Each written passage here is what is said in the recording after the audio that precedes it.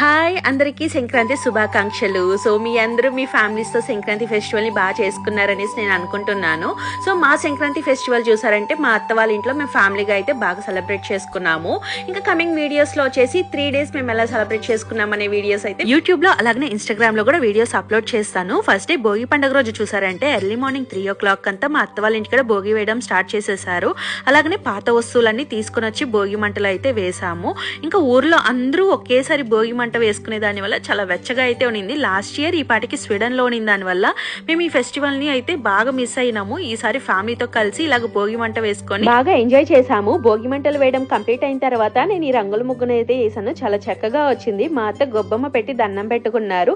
నేను స్నానం చేసి వచ్చే లోపల మా అత్త బ్రేక్ఫాస్ట్ చేసి పెట్టేస్తున్నారు. ఇంకా నేను దేవుడికి దండం పెట్టుకొని బ్రేక్ఫాస్ట్ అయితే చేశాను. ఇలాంటి వీడియోస్ కోసం థింగ్స్ స్వీడన్ తెలుగు ఛానల్ ని సబ్స్క్రైబ్ చేసుకోండి. వీడియో నచ్చితే లైక్ చేయండి, షేర్ చేయండి, కమెంట్ చేయండి.